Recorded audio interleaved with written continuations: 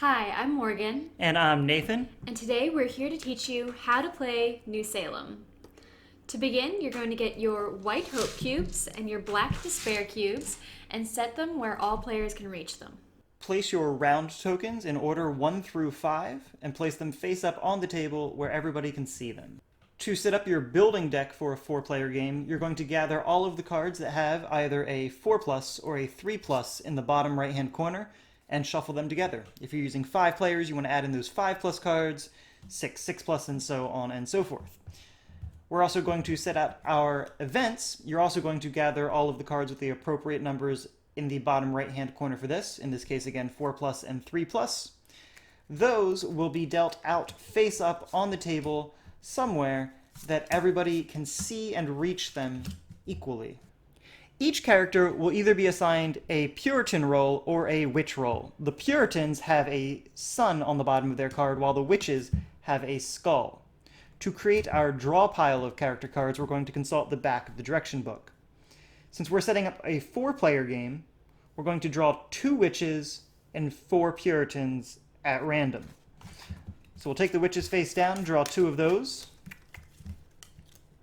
And we'll take the Puritans and draw 4 of those. 1, 2, 3, 4.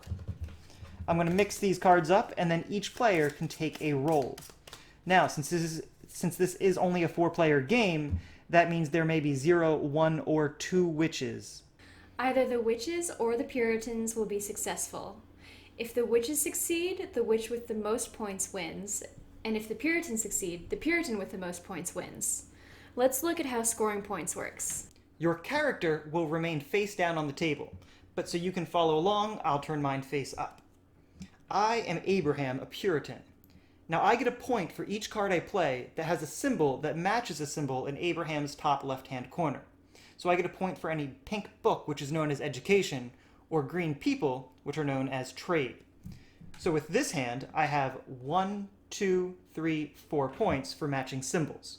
You also receive 2 points for every set of 3 cards you complete. Sets are composed of a single color. Pink cards, for example, are only composed of colleges, district schools, and laboratories. All 3 together make a picture, and that gives me 2 extra points. Likewise, the blue cards also create a picture, in this case. That gives me 2 extra points, even though their symbols aren't on my card. So in total, I have 1, 2, 3, 4, 5, 6, 7, 8 points. In round 1, each player will be dealt 3 cards. They'll ultimately play 2 cards, and the cards will be passed in the direction of the arrow, in this case clockwise for round 1. So let's say I were dealt 3 cards at the beginning of the game. I get to look at those cards and choose one to keep. Now in this case, my character Abraham is looking for the education symbol, the pink book. I do have one of those, so I'm going to choose to keep this card. I do that by placing it face down in front of me. Then you pass the remaining cards face down in the direction of the arrow, in this case clockwise. I'll pass these to the player on my left and receive 2 cards from the player on my right. Now in subsequent rounds, you're going to be dealt more than just 3 cards, so you're going to repeat the process of keeping one and passing the other until you're down to just 2 cards. When you are down to 2 cards, you have 2 options. Now I may choose to keep one and discard the other one, or I can discard both cards and take a random card from the top of the deck, which I'm forced to keep. In this case, I'm not looking for either of these symbols, so I am going to discard both of those and be forced to keep whatever this card is. Whichever card you keep, you place face down in front of you. Once everybody has done that, the drafting is complete, and everybody turns their cards face up at the same time to play them. When you turn your cards face up, if there are any hope symbols, which are these golden suns, you get to place 1 hope cube on that. If there are any despair symbols, this skull, you have to place 1 despair cube on that. Now there is a 3rd symbol that could possibly be played, this broken skull. If, let's say I also played this card, if it were a subsequent round when I can play 3, I would get to break a despair. That means I can remove a black cube from anywhere on the table. In this case, I could remove this cube and continue the game. But since this is round 1, I only got to play 2 cards, so this is where I am. Now, despair is what determines if a witch can win the game. On the back of the instruction manual, there's this chart at the very bottom, minimum despair for witches to win. In this case, we're playing a 4-player game, so the witches need to have 8 despair cubes out on the table at the end of the game for the witch with the most points to win. Hope allows you to pay for an event. When a player pays for an event, all hope must come from that player. Though you can give your hope to other players to pay for an event, but be careful. They can lie about what they'll do with your hope. The first event we'll look at is the confession. Now you'll notice in the top right corner there is an infinity symbol on the confession card. That means that this card remains on the table the entire game, and you can pay for it to happen as many times as you'd like. In the case of a confession, you pay 2 hope cubes to view another player's character card. You and only you get to peek at their character card, and then it's up to you what you want to say about them. You can tell other people what they are, you can lie, or you can tell the truth. The second event, cleansing, also has an infinity symbol, which again means it stays on the table through the entire game, and as many times as you pay for it, it can happen. For cleansing, you pay 1, 2, 3, 4, 5 hopes, and that allows you to remove 2 despair cubes from anywhere in the game. Now we have 2 trial cards, and they are identical. The trial cards have an infinity symbol that's crossed out. That means these cards will be used and given to players throughout the game, and there's only 2 of them, so you can only put 2 players on trial. It costs you 4 hope to put a player on trial, and when you do that, you give this card to them.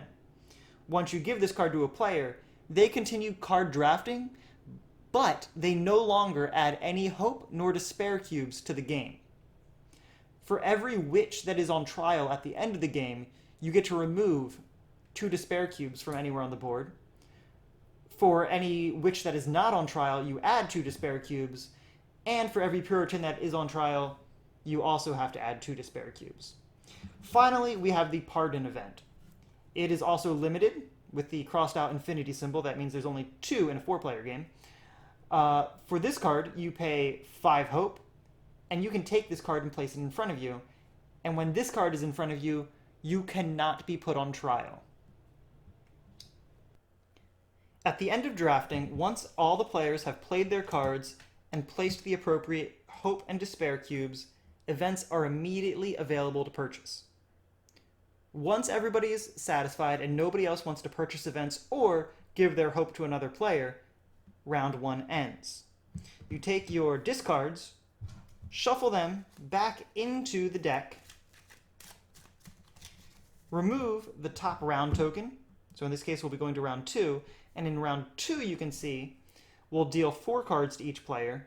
Each player will ultimately play 3 cards, and the cards will be passed in the opposite direction. You continue this through rounds 2, 3, 4, and 5. Once you complete round 5, the game is over. At the end of the 5th round, all the players reveal their characters. For every witch that's on trial, 2 despair cubes are removed. For every witch that is not on trial, 2 despair cubes are added. And for every Puritan that is on trial, 2 despair cubes are added. Once everybody's added or removed the appropriate despairs, then you count how many despair are across the entire table. In a game of 4 players, if there are fewer than 8 despair on the table, then the Puritan with the most points wins. If there are 8 or more despair cubes on the table, then the witch with the most points wins. However, if there are 8 or more despair cubes and there are no witches in the game, then everybody loses. And on that note, that's how you play New Salem. Thanks for watching. Hope you enjoyed it. See you next time.